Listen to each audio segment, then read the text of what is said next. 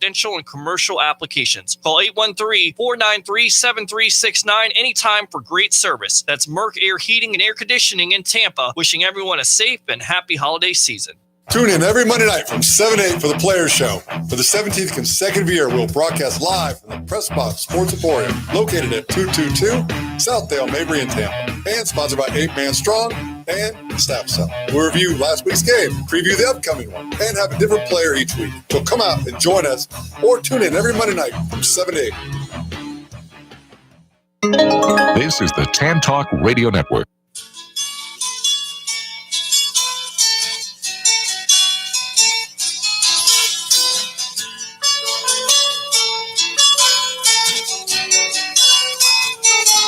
It's Monday! Do you need some Monday motivation? The Shop Local for Good News team is here. I'm Karena Morrison, and we're bringing you the good news stories of our neighbors doing good in our neighborhoods. You can find us on Facebook Live on the Shop Local for Good page, and we're looking forward to your calls. Let's get this Shop Local for Good News conversation started, shall we? Happy Monday, everybody. This is Karena Morrison, and this is Monday Motivation Live with the Shop Local for Good News team on the Tan Talk Radio Network. You can find us on AM 1340, AM 1350, AM 1400, and FM 106.1, or you can go to the website, which is tantalk1340.com, or if you're at home having some coffee and you want to jump on Facebook, we are on live on our Facebook page. That's shoplocalforgood.com. You can find the live video in our video streaming. This morning we have a special guest host, our dear friend Shelly Jaffe with Scone Age Cafe. Scone Age Bakery. I keep flipping that around. But she just opened. It's been a wild success so far. She keeps selling everything. Yep. We're selling out. Selling out every day. Every day. We need to get some more keto people there. We do. We need to get more keto people there. That was the only thing we didn't sell out on this week. Yeah. And you've had some pretty high up people in It Works giving you a shout out. So that's pretty phenomenal, because they have this keto coffee. It's amazing. So the first hour, what we're going to cover on the show, the first hour is the Benevolution Foundation hour.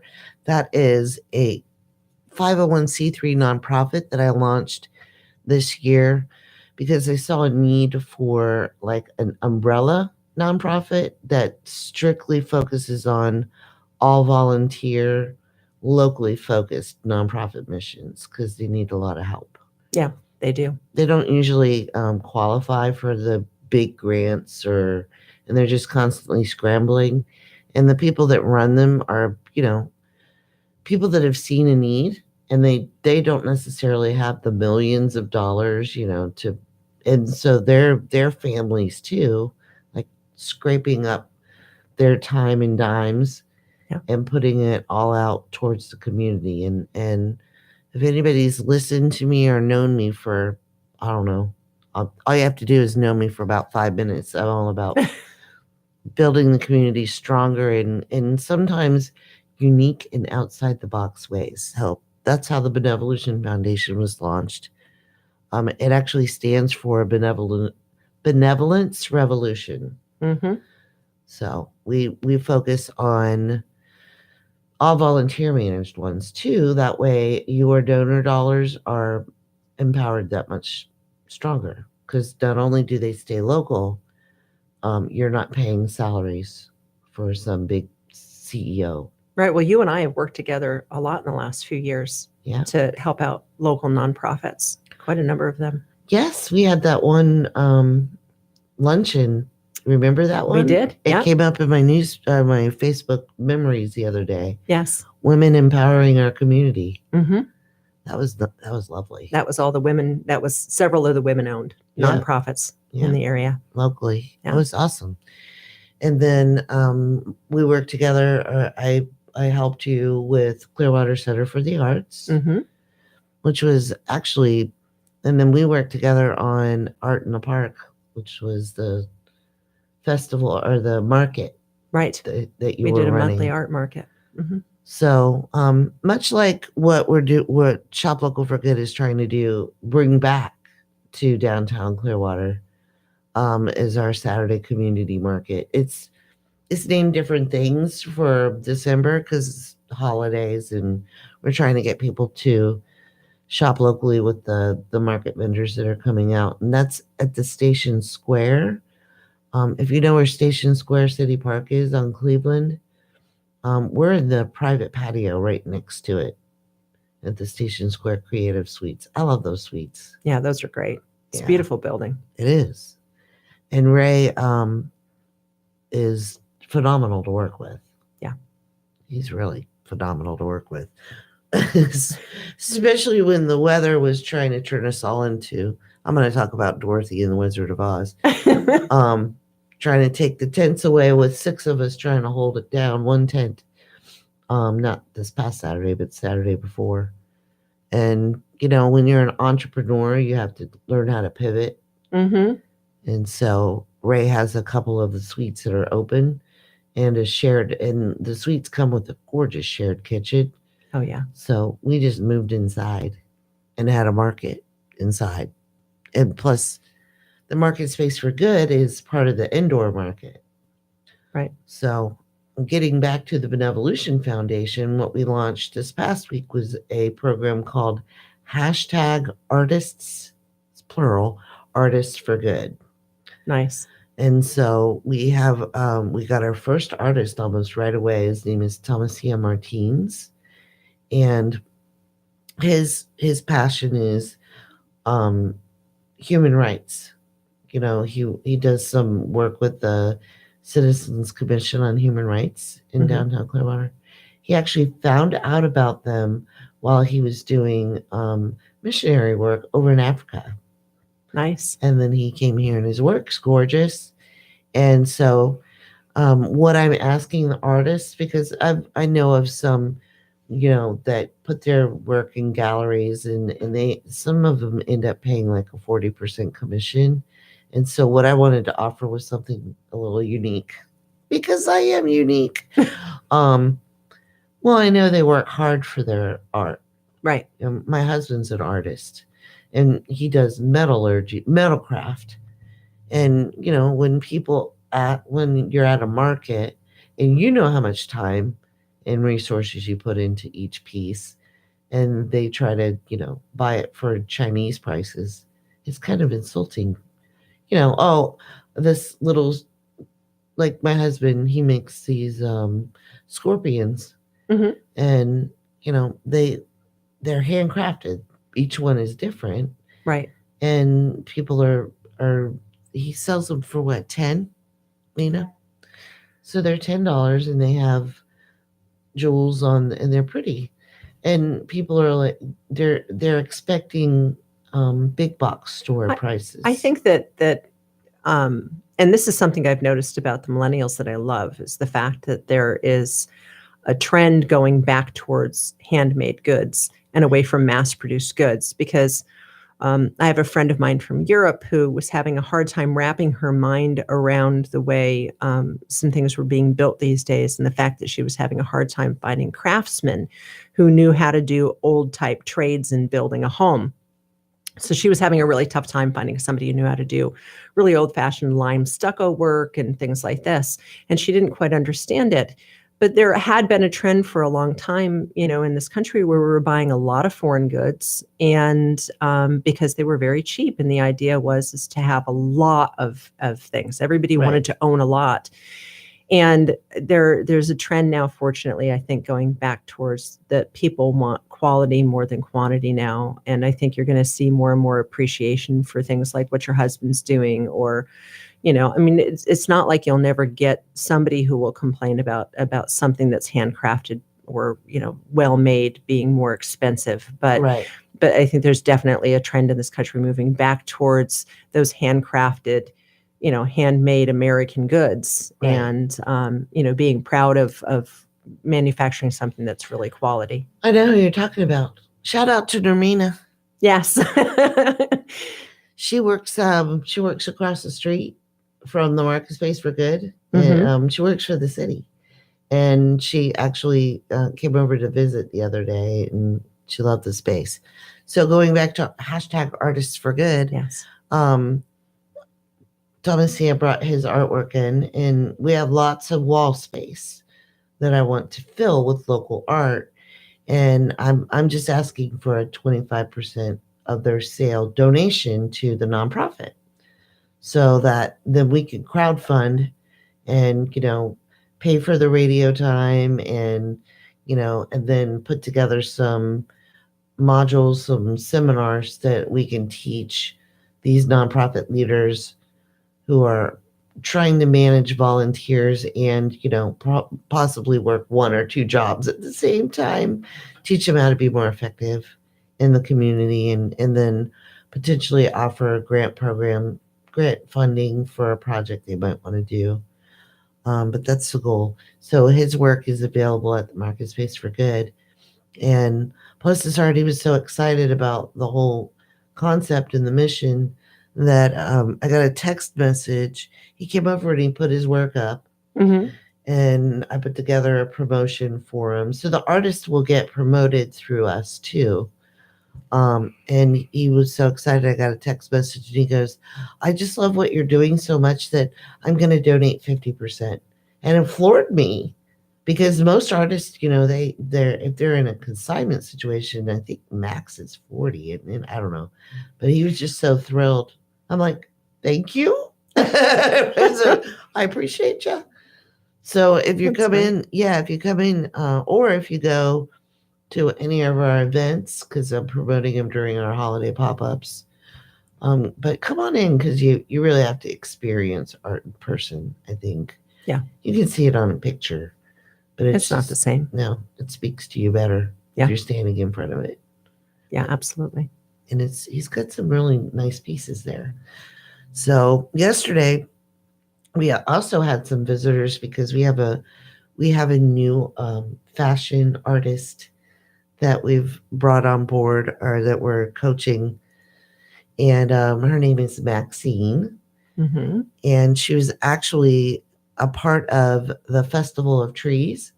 And one of our MarketSpace For Good members is Aunt Nisi's Specialty Foods. She does locally sourced fruit butters, and they're all vegan, gluten-free, and on the alkaline list. Mm-hmm. So, and that's a story. If you know me, you know that I love learning the stories behind small businesses and local nonprofits, because I think that really connects people stronger than the keyboard or reading it. So Denise with Aunt Nisi's was doing Festival of Trees with her products, and she met Maxine and Maxine's mom, she's just a superhero. She's so supportive of her daughter's dream. And Maxine is a 21-year-old with Down syndrome.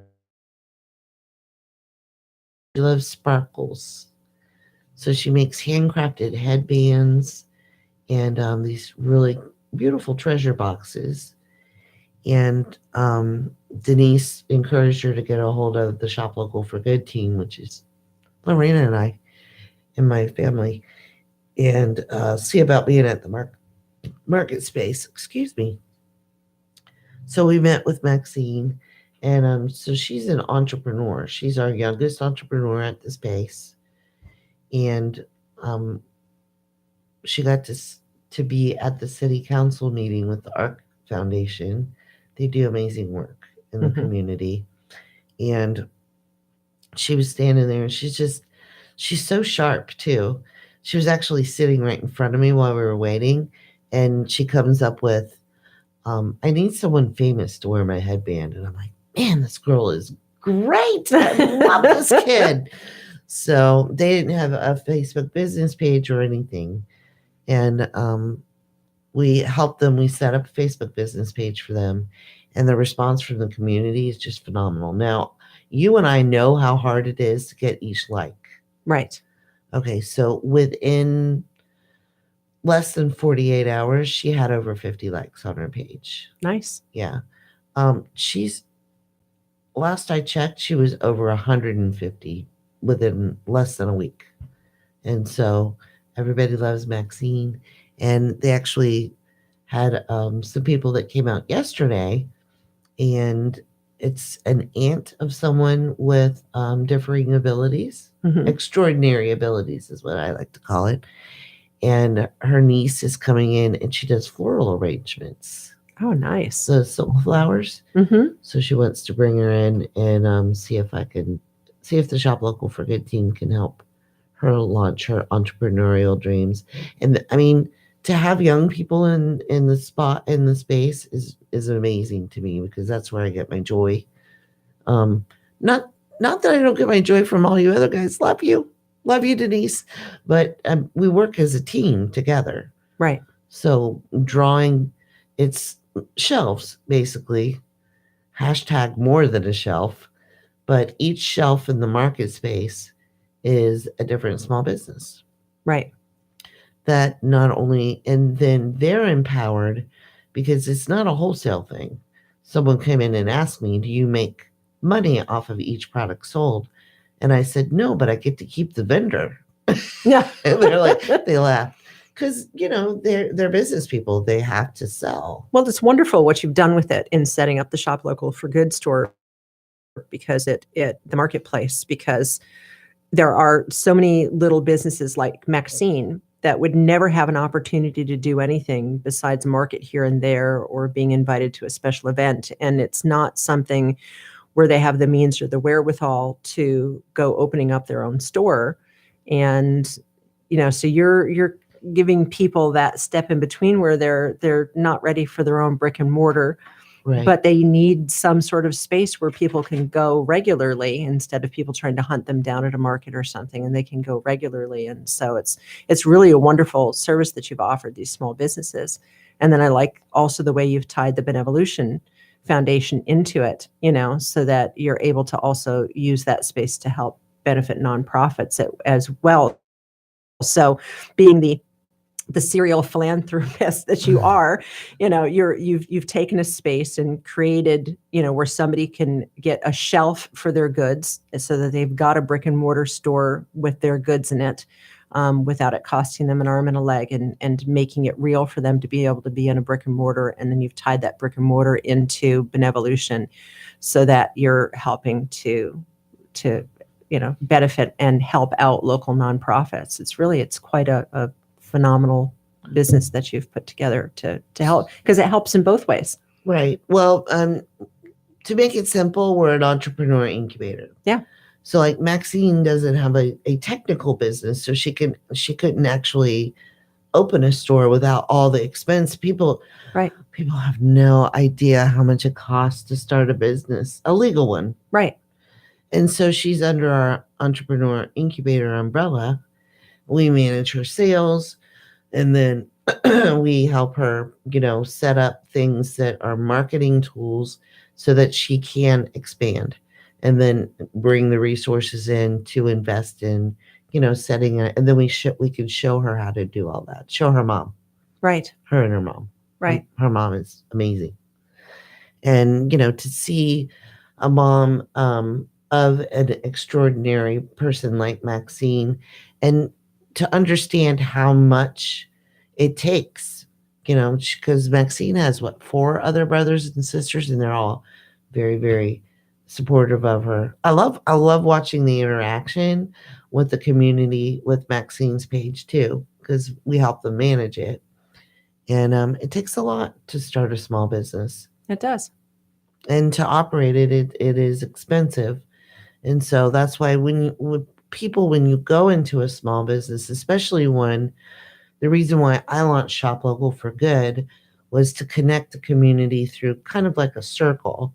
So I knew dozens of small business owners personally that consistently give to nonprofits, and they don't do it for the show. Right. They're the quiet heroes. And I was constantly going, guys, you need to get the people who support that nonprofit to shop with you. I mean, because they struggle. They really struggle, especially during the summer when our northern friends are up north. Come on, natives. Start shopping local is what I got to say. So when, and they felt weird about it. You know what I mean? They're Mhm. like, well, Karena, that's not why I do it. I'm like, I get it. I understand. It feels icky if you're like, but as a nonprofit leader, if that nonprofit leader doesn't understand the value of them going, hey, for example, Residential Design Corp is our sponsor, gives to nonprofits, especially when I call him up and ask him. Right. I'm like, will you sponsor an hour of my show? He goes, sure. Thanks. So Residential Design Corp is his company. And, you know, we want to give him the respect for, because every dollar matters. And by him investing in the Benevolution Foundation's effort to tell the stories of, say, the ARC Foundation and the good work they do, it just all keeps it local. Right.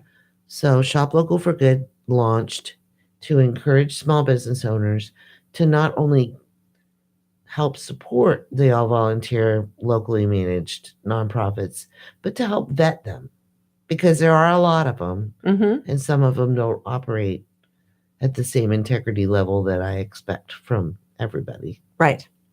So it may not be an integrity thing. It may be a lack of knowledge thing too. Right.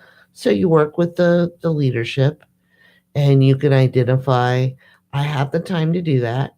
You can identify the ones that are open to using their resources effectively, that are open to coaching. Because if you're not coachable, I don't have time. Right. I know that sounds harsh, but there are so many worthy nonprofits Absolutely. in the Tampa Bay area.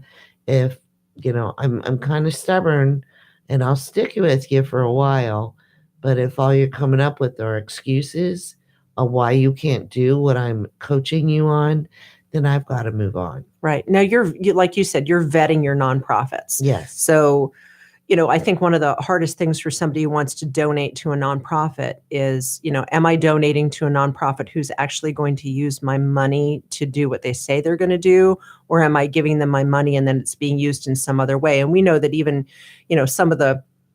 I think people are really looking at donating to the smaller nonprofits now because they see that the large nonprofits are using a mass amount of the donations for administrative costs, et cetera. And some of these nonprofits, their CEOs and people up in the higher echelons of management are earning, as much money as if they're working in a major corporation.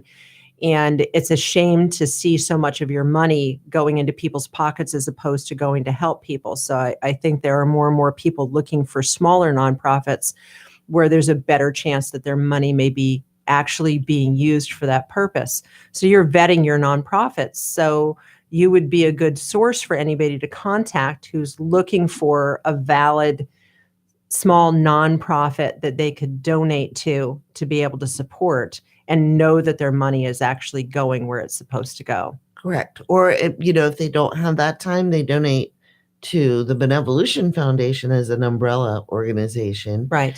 They let us know the demographic that they'd like to help, and then we identify.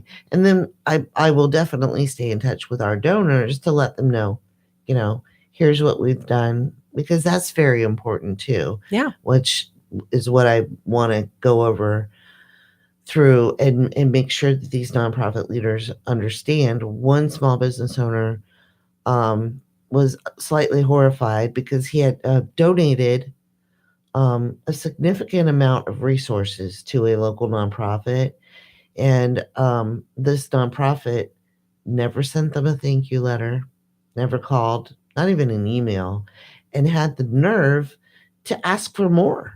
Oh, wow. And expect it.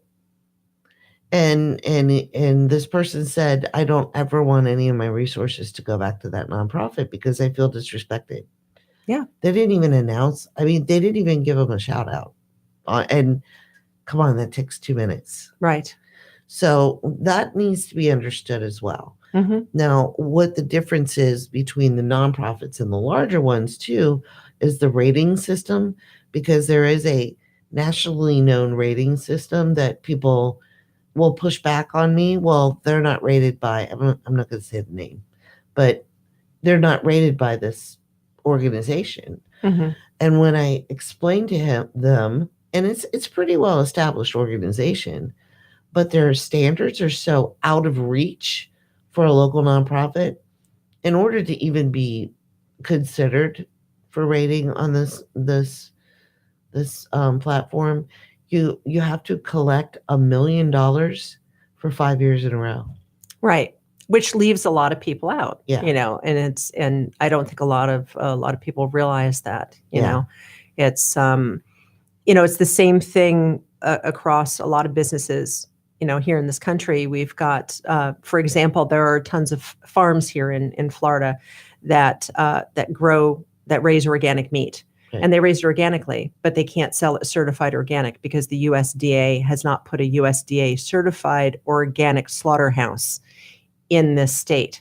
And they have to take their meat to a USDA certified organic slaughterhouse. So if a farm growing meat here wants to have that slaughtered and have that stamp on it, they have to take their meat cross over into Georgia to get it processed and then bring it back to sell it, which makes it so prohibitive they can't do it. And that's why you don't see USDA organic Florida meats. So, but it's kind of like that in so many businesses, and Right. getting those ratings and getting those stamps, and it's almost brainwashing for us that we feel like it has to have this endorsement of something in order for it to be valid. But what's happened is that, big corporations have kind of taken those organizations over. And unless you're a big corporation, you can't belong to one of those organizations. There's just no way. There's no way a small business can afford to be certified through these various organizations. But having something like you with the Benevolution, that you're working with these nonprofits, you're vetting them, you're also there mentoring them, giving them training, teaching them how to run their nonprofits, et cetera, then somebody knows that they can contact you and get a good, valid business that they can be investing in, a good nonprofit that they can invest their donor money into. Right. And I think sometimes people need to learn to think outside that box that we've all been, tried to get shoehorned into, right? this whole mentality of we only trust these people and we only go by this. And they need to ignore those organizations because they're eliminating all the small nonprofits, and it makes sure that those big CEOs keep those big fat paychecks in their pockets, and that the little guys who are really trying to do more help and are less concerned with their own pockets because they're working 2 or 3 jobs or whatever it takes to run these nonprofits, and their goal is to help. Right. As opposed to running a big business and getting paid for it. There's a different mentality. So, it's I like the idea of being able to go to your smaller nonprofits and the good that they do. And, some of the ones that we've met because we've both attended, luncheons and things with local nonprofit coalition organizations and met so many different small nonprofits that are really working hard and really making a difference, all the way from, human trafficking organizations here in Tampa Bay and organizations who've helped out teenage girls who, have been in rough family situations, and, just breast cancer survivors, just some really great organizations. Well, and another thought, excuse me, too, is when you're working with a locally managed nonprofit, 100%, I'm going to say 100% of the time, any of them that I recommend, you're going to be working right alongside of the quote unquote CEO, because they're out there doing the work too. Right. You're not mailing your check off into invisibility, wondering what and if anything ever happened to that money. Did it feed that child, over in Africa, or did it, feed somebody's gas into their yacht? It's true. With working with you, you can actually see your money go to work. So if you're donating to a nonprofit, you can actually see what effect that has, and you know what's happening with it. Right. Yeah. Well, and something fun that you can do, because I love it when these professional fundraisers call me, because my first question to them, here's your first question. Just do $1. If I donate $1, how much of that actually gets to the nonprofit mission that you're raising money for? Mm-hmm. And you'll be shocked. It ranges from 15 cents to 5 cents. And they legally have to tell you. Yeah. If they don't tell you, they're illegally raising money. Right. And so how much good, you're sending your $15 check a month or whatever to this organization, and when only $1 of that is actually going to help the people and the rest of it is going to pay everybody. Yeah. That's it's disgusting. That it is. It is. And look, hey, it's big business. Sure. But that's the problem, is it's big business. And, Right. we want to be able to do more. And that's why I like supporting the smaller organizations. I helped support one organization, and was through this particular organization, it was wonderful to actually see the woman who I helped so that she could have breast reconstruction surgery after being a cancer survivor. It's powerful. And having no way to pay for that reconstruction, and that's a difficult thing, to live with that effect of having to have, 2 radical mastectomies. But, it feels good. It feels good. And actually to be able to see the person that you've helped and know that all that money went into helping them out, and, to see their life improved. Well, and what we want our neighbors in Tampa Bay to understand too, even what I love saying, because it spreads the love, is you could pick, let's say, 4 locally focused nonprofits and donate $5 a month to each one. So that's $20 a month. Mm-hmm. And you're impacting 4 nonprofits. And, that $5 will go a long ways. Awesome. Great. Rashida, welcome to Shop Local for Good News Monday Motivation. Thank you. Thank you, Karena. It's so good to see you and hear you. You are an awesome person, and I hope that my voice is being heard right now. It is. Yes. I just want to thank you, first of all, for all the work that you've been doing in the community. When I met you a little while back, I knew that you were someone who was going to be a force, and it's really happening. I am a holistic artist, and without your help right now, I would be having my beautiful sweet trees sitting in my home, and not on your shelf at 628 Cleveland Street, the pop-up gift shop. I can understand how you are connecting the nonprofit with the profit. That is an awesome strategy, and that's the way it should be done. One hand feeds the other. We should not, disconnect ourselves when it comes to that. A lot of people are beginning to listen to what you're doing and watch what you're doing, and just beginning to merge into this whole idea of profit, nonprofit working together, and looking at the pop-up shop. I can just go on and on and on and on. And I can. She's fun. So Rashida's like lovingly known because she does our markets on occasion. And if you walk into the market and Rashida's there, she's like our ambassador. She's like, welcome to the market, and then she explains to everybody, and it's like we're all a family together. Yes, we are. And just building each other up is my happy place. For sure.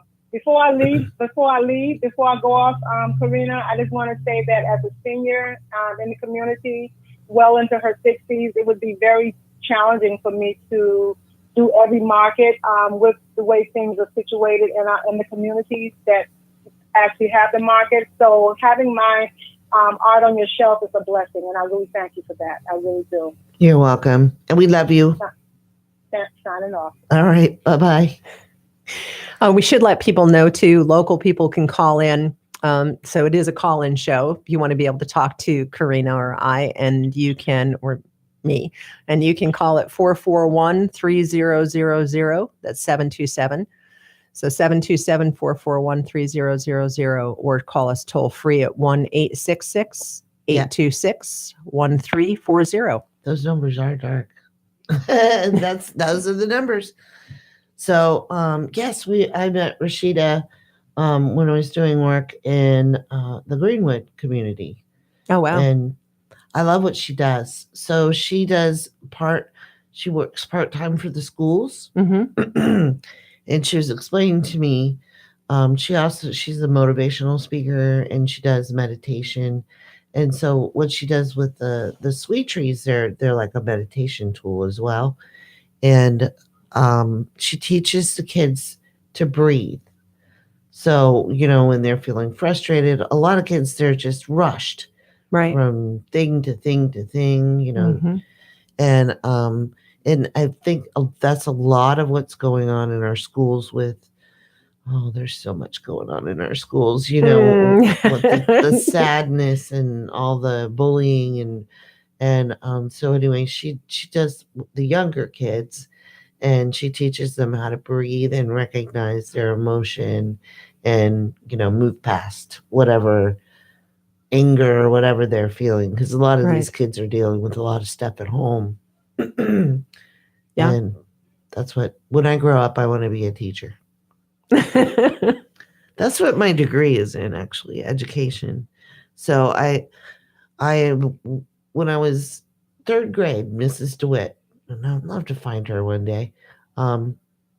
She loved teaching, loved kids, you could just tell.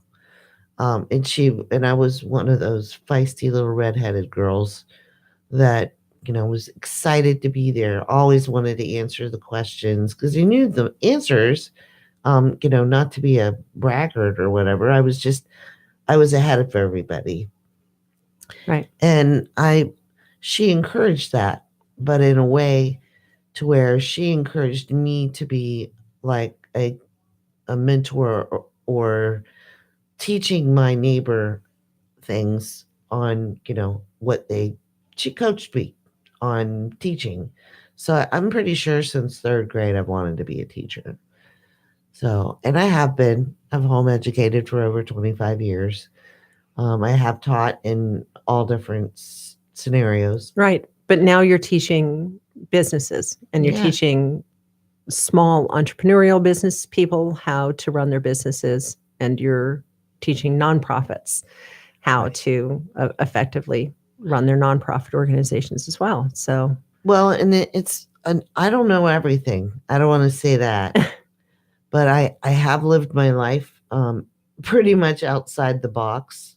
I make my own box and then I break it. Right.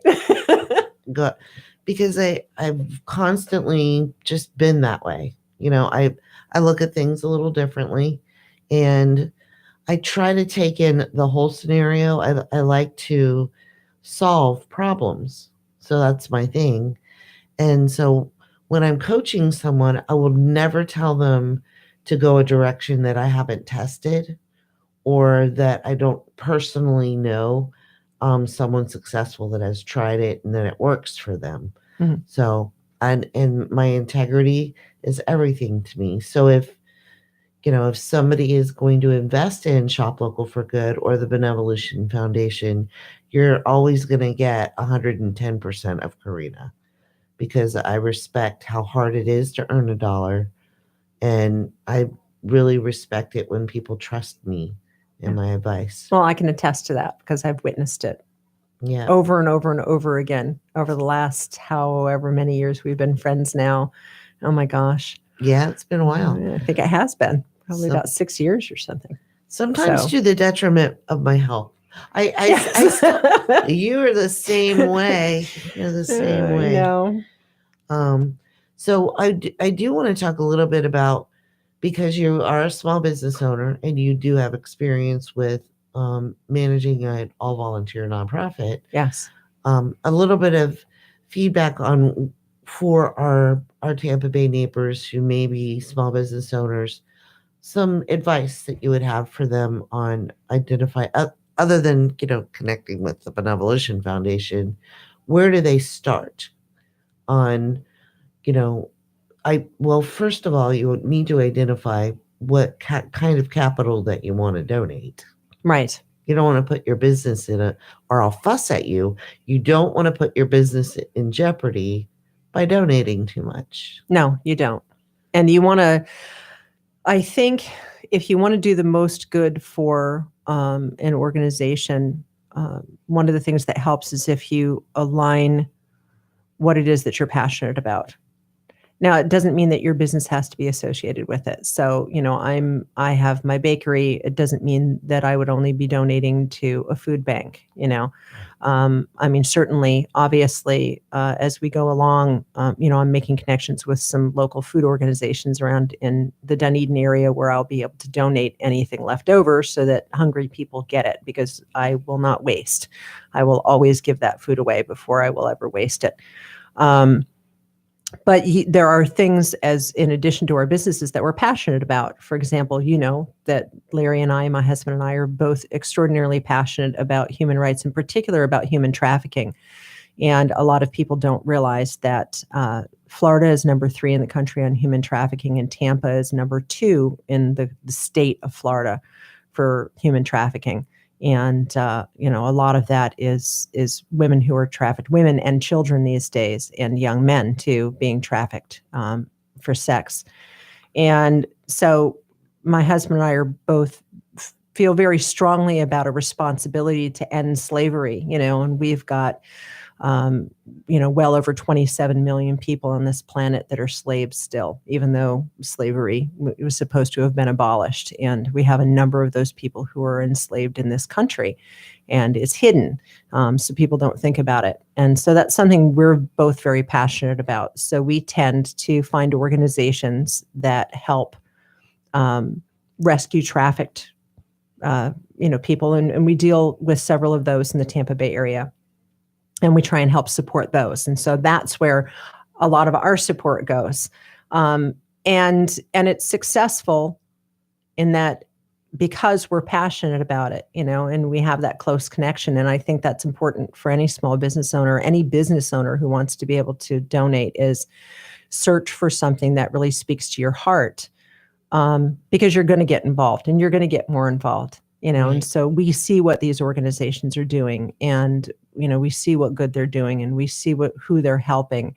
And then, so we're much more hands-on and well, Larry actually educates people on it. He speaks. He does. To groups about, because I don't think people are willingly ignorant. They're just busy. Yeah. And they don't understand it's a real issue. I mean, it's a real issue. Yeah. And also, if you pay attention to people, I'm a people watcher. So if you pay attention to people, they're so focused on, and I'm not judging them, they're so focused on keeping their family, moving forward in the community, that they may not see the wider picture. Right. So, for example, if you're in the store and you understand, like Larry teaches what the signs to look for. Yeah. And if you're paying attention, and you've got to get involved. Mm-hmm. You can't be quiet about it. No. Once you know what the signs are and whatever, it takes nothing to walk up to that young lady you might see in the store in a situation that feels funny to you. Yeah. And just ask her how she's doing. Pay attention to the look on her face. Right. And how the other person who's with her reacts. Yeah.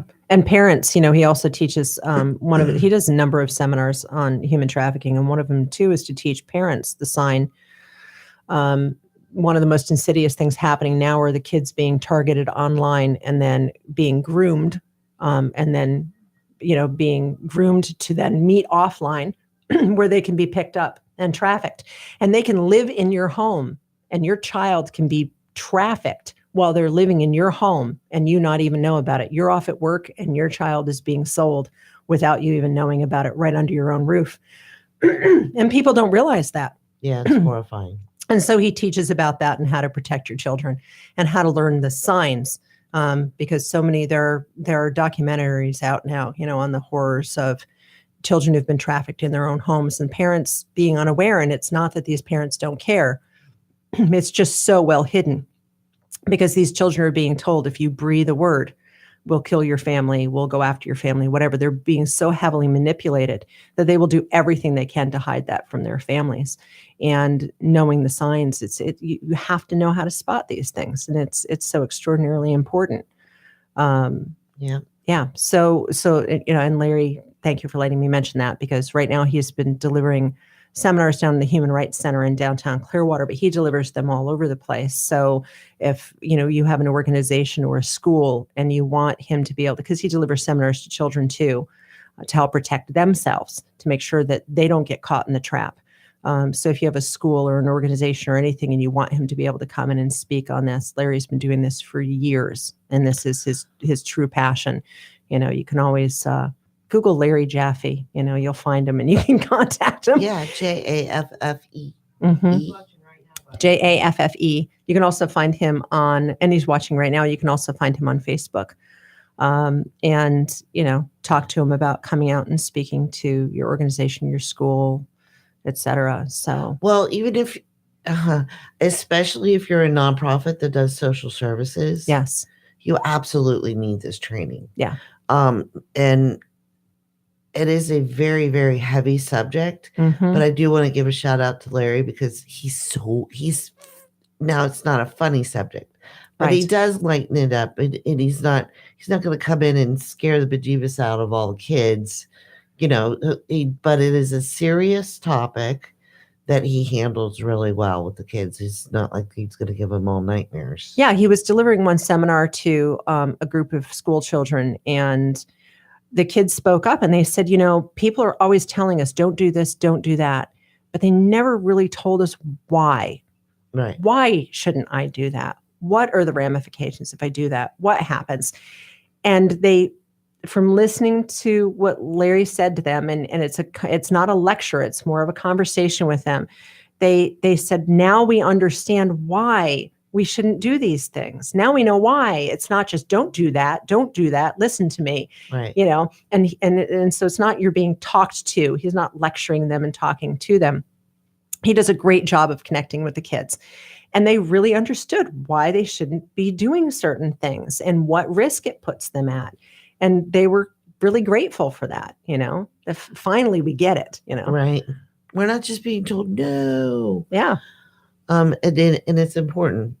And once again, if you're a nonprofit leader that does any type of social services, yeah, it's really, really vital for you to recognize the signs, because then you can actually report it. And so, and people don't understand in the Tampa Bay area either how rampant it is in our neighborhoods. Well, just in the last few years alone, in the East Gateway neighborhood of Clearwater, which is just east of downtown, there was a house that was being used to house women who were being trafficked sexually, and there were like 19 women, and it was literally, if we knocked down the building in front of us, we'd be looking at the back of the place. And I started noticing it, and I said, that looks really suspicious. And Larry and I started noticing suspicious activity, and before we could act upon it and file reports, fortunately, somebody else had already, acted upon it, and they moved in and they rescued these women and arrested the people who were involved in it. But, you see, people will see some prostitution over there and think, oh, it's just prostitution. When I grow up, I'm going to sell myself for sex. Right. These women are manipulated into doing this. And so if you're seeing that happen, know that woman is being manipulated. I've had friends who lived in the neighborhood who's had some of these women knock on their door terrified, going, just let me in for 3 hours, Right. They're them being, oh, well, we'll call the police and help you. No. I mean, they're terrified of the police. So, so that happens in that neighborhood. We had that Chinese buffet over on Missouri, and they went in and they rescued people in there who were being enslaved in the kitchen. So it happens a lot in restaurants. Wow. Yeah, you can Google that one. I think it was China buffet, and you would go. Wow. And they had slaves that were working in the kitchens, and That's unfortunate. Yeah. So what happens with these guys quite often, especially the people who are from foreign countries, is they go there and they go, we're going to give you a better life, the great American life, Right. and they sell them on this idea and they go, we're going to help you get into the country and we're going to give you this job and et cetera. And then once they get them here, they take their documents away, they take their visas away, they take their paperwork away. So now they don't have papers. And if they get caught, they'll get shipped out of the country. And they tell them, okay, so we've brought you over here. You now owe us this amount of money. So now you're going to do this work for us in order to pay off that debt. And we're not going to pay you anything until that debt's paid off. But then they put them in crappy little, rooms filled with people and beds and, in horrible living conditions. And then they go, okay, now you have to pay us $800 a month for that shared room. And this much money and that much money, and they keep tacking things on, and basically they just, they're slaves. They don't ever get out of debt. They just own them. And these guys have been told, if you tell anybody, they'll ship you back. You'll be forced out of the country, and then they tell them all these terrible things that will happen to them if they breathe a word and tell anybody about what's being done to them. And so these people live in terror all the time of being caught and found out, and they do what they're told to do. And in some cases you've got organized crime involved, and they know that if they don't do what they're supposed to do here, that their family will be harmed back in the country they've been taken from. And so what are they going to do? They're going to do what they're told to do. Right. Yeah. 2 minutes till break. So, all right. we are, wow, we got serious. We did. We got very serious. We need to lighten up a little bit. New motivation. But that's important. But we do want to motivate you on being aware of your surroundings. Yes. Because that's really important. That's why it's extremely important to get off your keyboard. I'm looking at my laptop that's open right now, and get to know your neighbors. Mm-hmm. Even if you just start with your street. Yeah.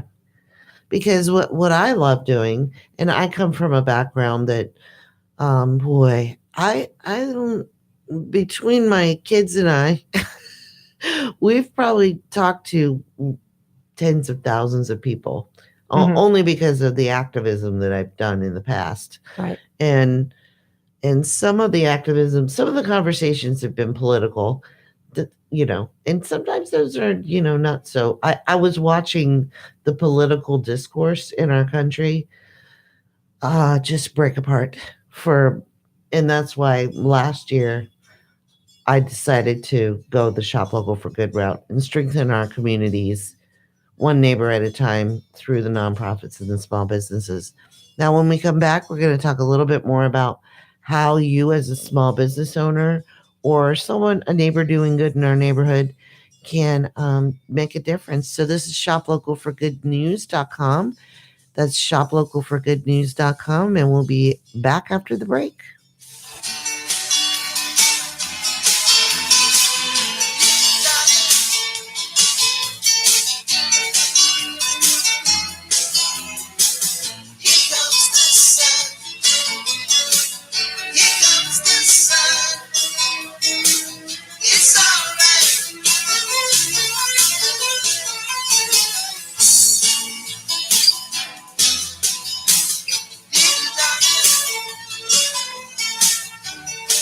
WTAN, Clearwater, FM 106.1, WDCF, Dade City, Tampa Bay, WZHR, Zephyr Hills, FM 104.3. Listen. Now, White House Chief of Staff John Kelly leaves his job soon, while the front runner for the job says, no thanks. John Kelly will be leaving at the end of the year. Vice President Mike Pence's Chief of Staff, Nick Ayers, has taken himself out of the running, saying he wants to move his family back to Georgia. On CBS's Face the Nation, Republican Senator Marco Rubio had hoped Kelly could bring some order to the Trump White House. I've always found him to be a professional, someone who works hard and gets things done. But in the nearly year and a half Kelly has tried to bring discipline, he has often run afoul of Mr. Trump. Bob Costantini, Washington. A lingering storm keeps dumping heavy snow, sleet, or freezing rain across 5 southeastern states, leaving dangerously icy roads and 250,000 customers still without electricity. Emergency officials are telling people to stay home today, especially in the Carolinas. Meteorologist Chad Myers checking some accumulation cancellations so far. Not as much for Charlotte. They added some ice and sleet mixing in,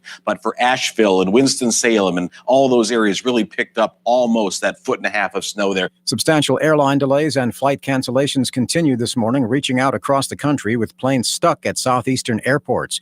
We should be learning soon if that top Chinese tech executive will be extradited to the United States. This, as Steve Kastenbaum reports, China is becoming increasingly agitated over her arrest in Canada. Zhang Shuang is with China's foreign ministry. The Chinese side has made clear our solemn positions to the U.S. and Canada and asked them to clarify the reason of the detention and to release the detainee immediately. Over the weekend, the U.S. ambassador to China was summoned to their foreign ministry, which lodged a strong complaint over the arrest of Huawei's CFO, the daughter of the company's founder. They threatened further action if she is not released. Steve Kastenbaum, New York. And that rattled Asian stock markets, which closed lower in Monday trading. Wall Street stock futures now narrowly mixed this hour. I'm Michael Toscano. My number 2 does not look like a number 2.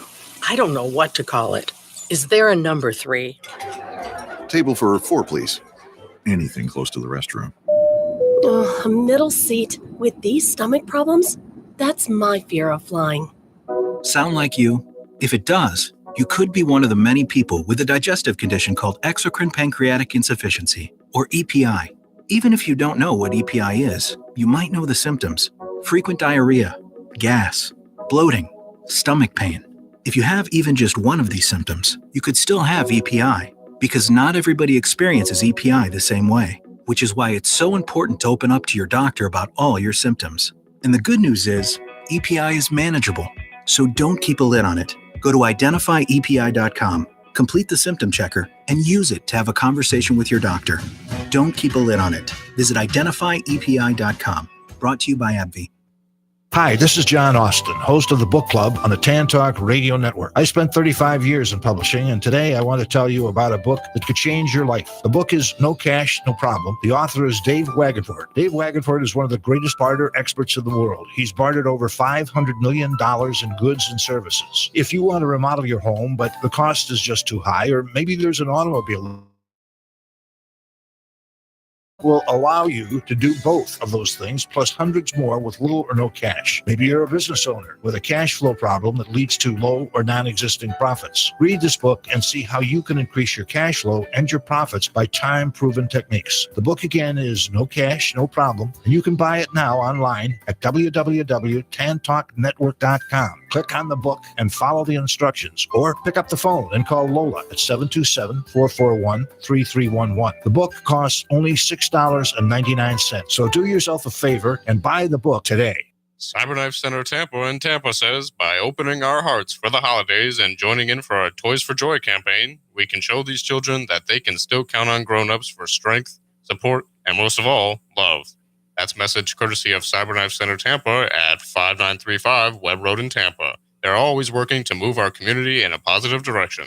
For more information, call 813-657-4004. That's for Cyberknife Center Tampa on the air because they care about our community. Wishing everyone a Merry Christmas. There's a new show on Tan Talk 1340. It's IMHO.love. That's in my humble opinion.love, featuring me, comedian Lou Angel Wolf, and comedian Chris Gorgeous, Beth Snyder, who is our staff hypnotherapist, and of course our teacher into the exo consciousness, Michael Merberg. Yes, where we believe that the greatest wisdom is kindness and love unites us all. Amen. And there's a bit of profundity every week at 7:30 on Tan Talk.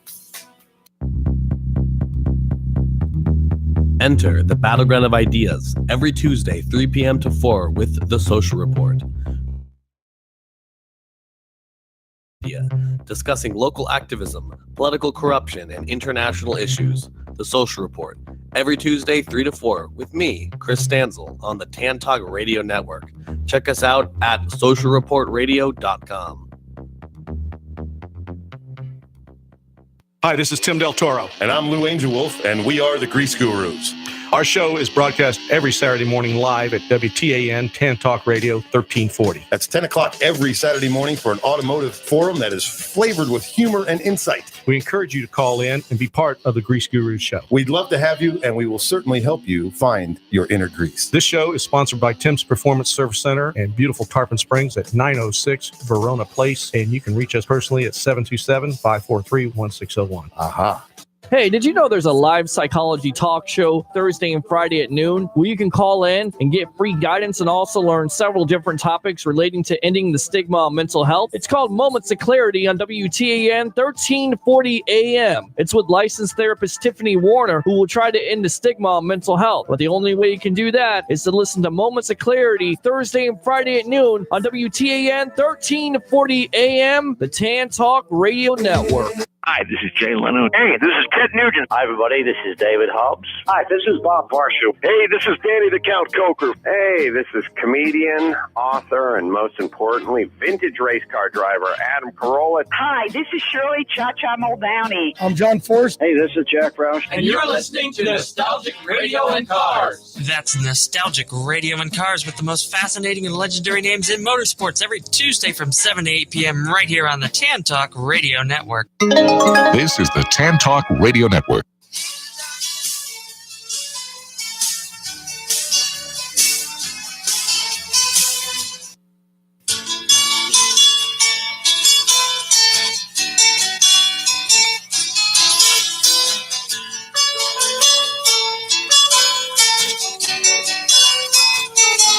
It's Monday! Do you need some Monday motivation? The Shop Local for Good News team is here. I'm Karena Morrison, and we're bringing you the good news stories of our neighbors doing good in our neighborhoods. You can find us on Facebook Live on the Shop Local for Good page, and we're looking forward to your calls. Let's get this Shop Local for Good News conversation started, shall we? Happy Monday, everybody. This is Karena Morrison with the Monday Motivation and the Shop Local for Good News team. We have a special guest host today. Her name is Shelly Jaffe. She's been a dear, dear friend of mine and my family for years, and a fellow serial volunteer. And I'm not talking about Lucky Charms, people. So she has started a new venture. It's wildly successful because she's also a chef.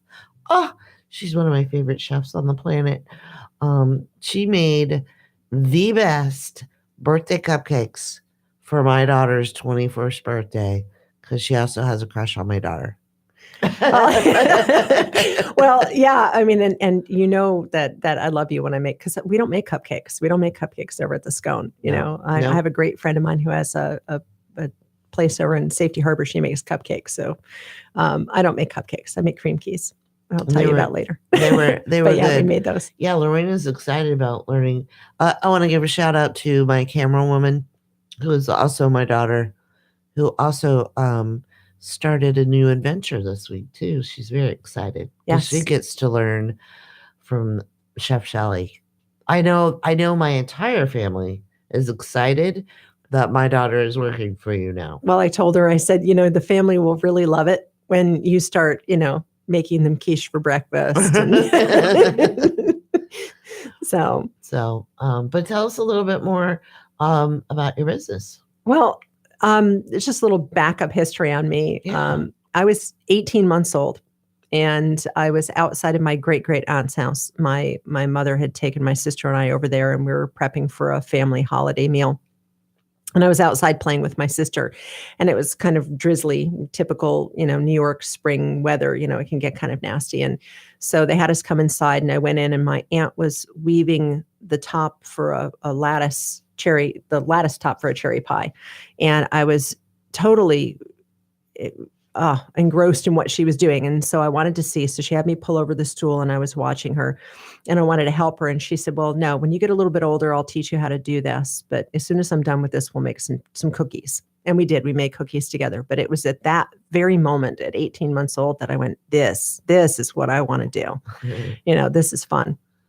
And so food has been my passion for the longest time. And by the time I was about 4 or 5 years old, it was driving my mother crazy. And, so she taught me how to scramble eggs, and I'd stand up on a stool next to the stove and scramble the eggs and cook and et cetera. And by the time, my parents divorced when I was like 8, and, I was 10, 11 years old, and my mom would come home from work and I would have dinner already cooked, and I often would have dessert. And, so I wasn't cooking, Kraft macaroni and cheese. I was, I was cooking up pork chops and, and fried eggplant and, steak and salads and, and whatever I would watch Julia Childs.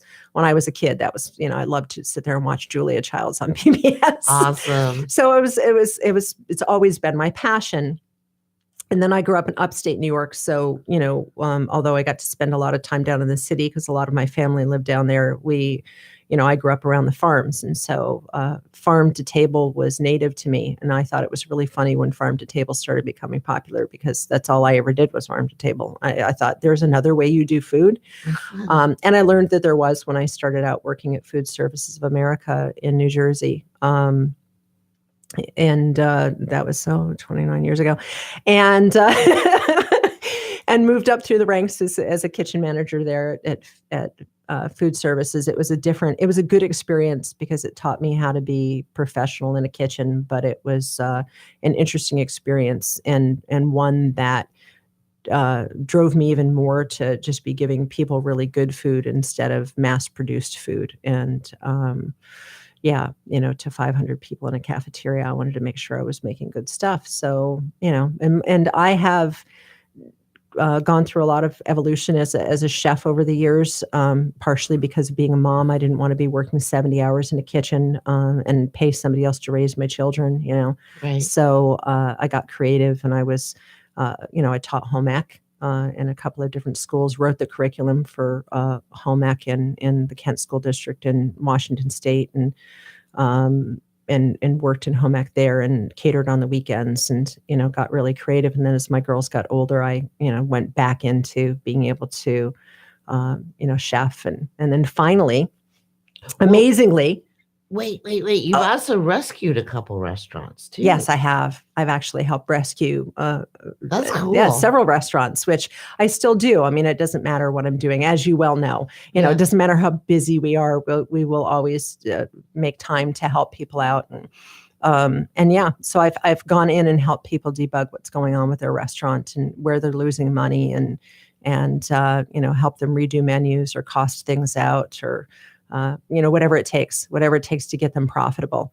I've done that as well. And I love to do that because that's helping people out. And I love to see people succeed. And, it's really funny when you talk about what comes around goes around. And we talked about volunteering and helping and being passionate about helping other people.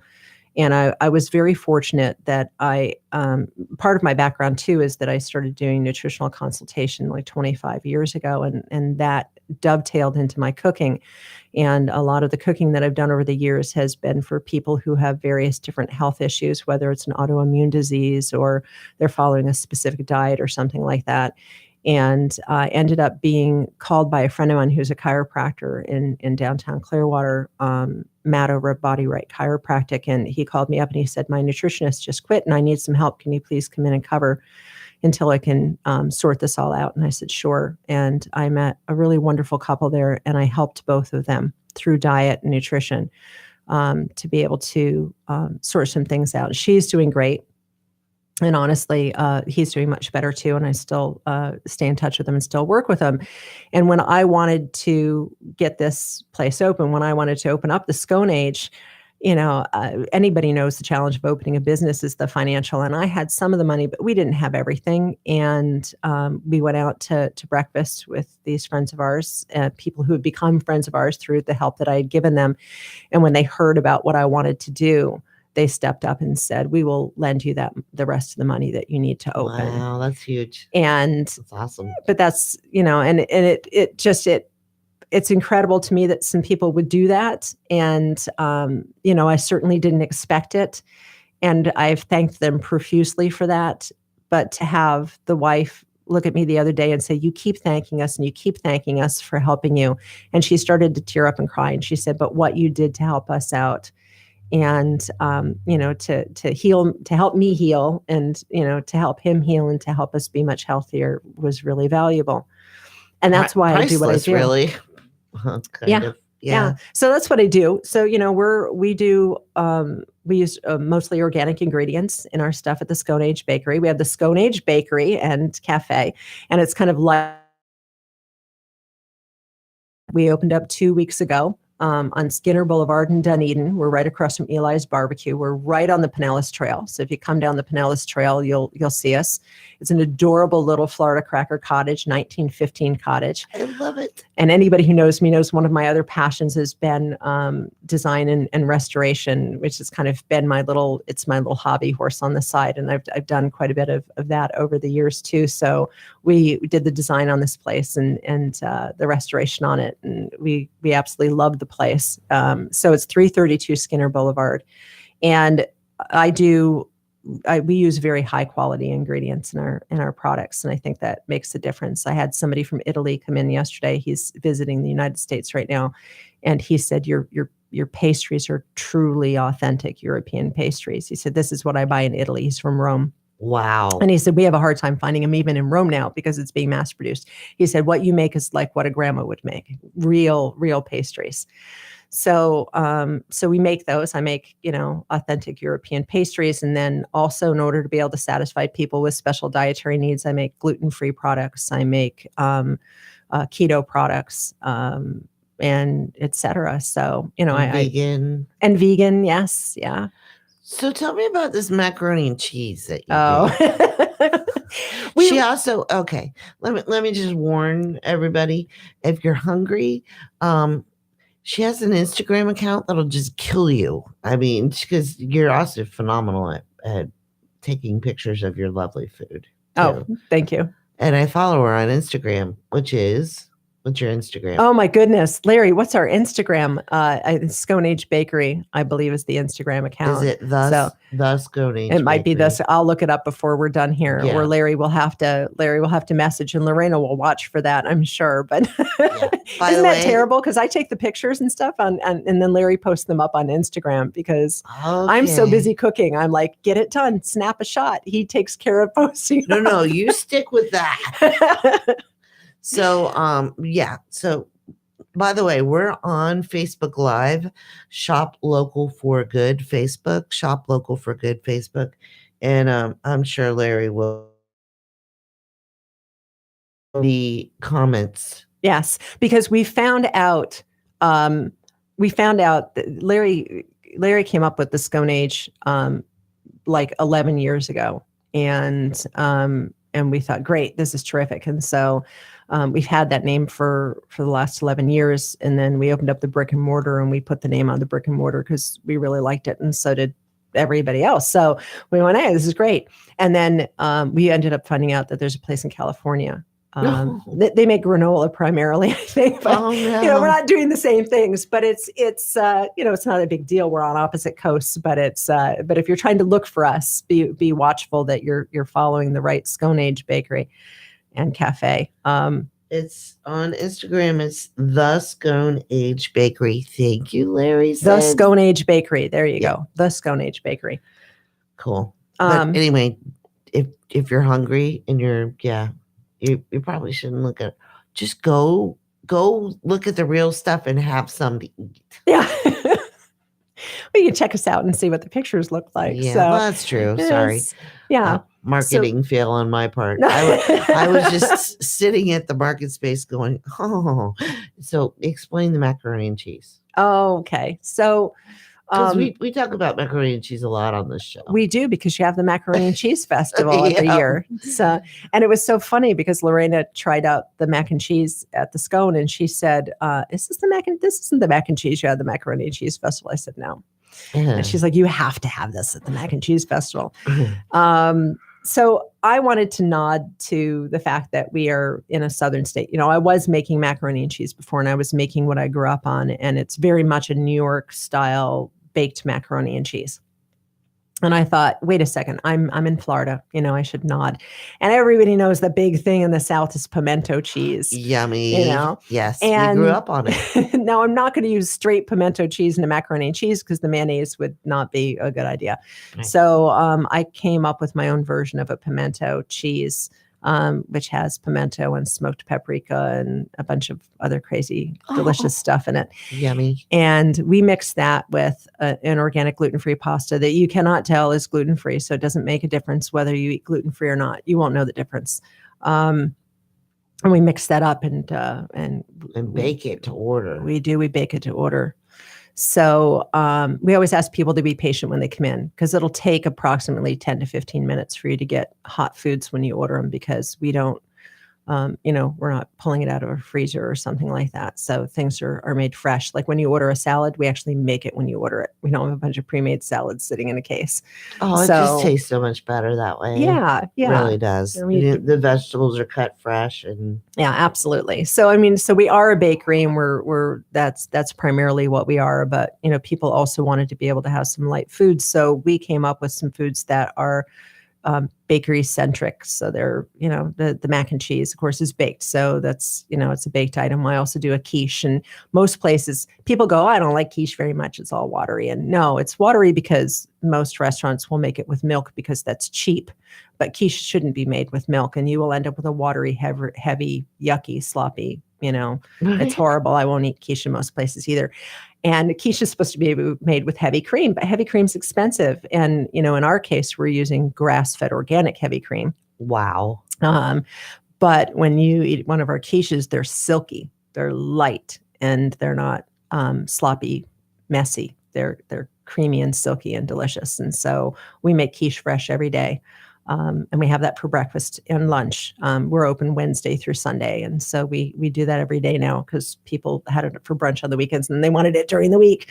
Awesome. So we do that and we do the mac and cheese every day. I also do my deconstructed chicken pot pie. So I make the chicken pot pie filling and that's made gluten-free. So if somebody can't have gluten, they can still have the chicken pot pie and we'll give them a gluten-free scone with that.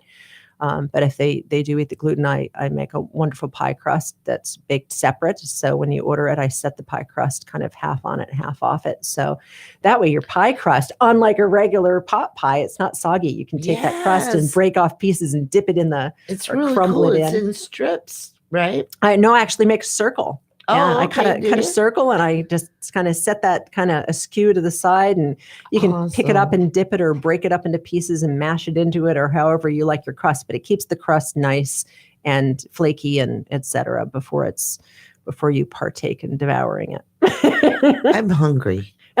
In case anybody's wondering. We can talk about a few more foods. So. Yeah. So so you launched when? We opened 2 weeks ago. It's been wildly successful. It has. It was amazing.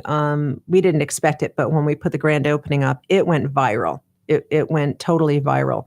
When I say viral, it was shared over 400 times. We had over 60,000 people see the grand opening. We had over 4,700 people interested in coming, and we had over 400 confirms. And on the day of the grand opening, we had a line that went out the door for about 4 hours. And literally, there was a queue of cars out on Skinner Boulevard waiting to be able to pull into our lot. People drove crazy. We ended up with a major problem because people actually pulled in, and in order to park, they started parking on the Pinellas Trail driving through our property. It was insane. Like, no. And they're all blocking each other. And it was like this madhouse. It was like something out of Black Friday. It was quite amazing, but it was wonderful to get that kind of a reception. And those people keep coming back, and it's been great because we sell out of goods. And somebody said, well, you need to stay open later and you should be open till like 6 or 7 o'clock at night, which, oh my gosh, then they don't understand what time you get there. I get there at 5 o'clock in the morning. So we're up at 4 o'clock in the morning to take care of our dogs and everything. And then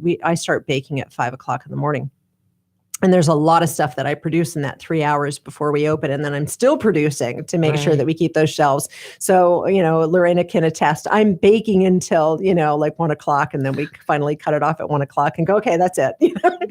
But that's wonderful. And, eventually we will expand. And there are a lot of people asking for fresh baked bread. And, so I may at some point have to break down and, hire another chef, another baker to come in and bake breads, from like midnight to 5 o'clock in the morning, and then, end their shift so that I can come in and start baking the rest of the goods.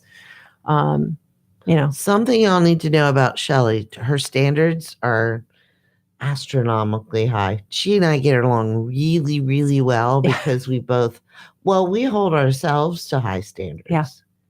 And, you and I both recognize that a lot of people can't meet our personal. You can get slack every once in a while. No. Well, my standards for myself are definitely a lot higher than yeah. And so when you're going to the Scone Age Bakery, you're getting high quality, very delicious. I can attest to, because Lorena's brought home some scones. I'm addicted. They're really good. And then you actually got a shout out from someone pretty high up in a health community about your keto products. Yeah. I mean, and I don't have a ton of keto products, but what I do have, I'm really proud of, because, so because of my background in nutrition, I'm also particular about the ingredients that I'll put into something. And the number of keto people will use things like xylitol. If you take xylitol home and your dog eats it, it will kill them. It will kill them.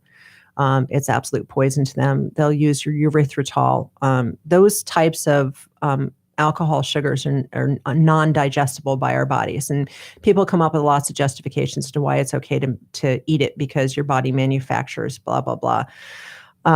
But it can't digest it. And so if I have somebody who comes in and there are a number of people who are on keto because of health issues. Right. And if I get somebody who comes in who has irritable bowel syndrome, Crohn's, or anything like that, and they eat a keto product with erythritol in it, that can cause a massive flare. It could cause enough flare to send them to a hospital. Wow. Well, just because their bodies are that sensitive to it, just because somebody else's body isn't, doesn't mean that it's any better for their body. If your body can't digest something, then it's not food.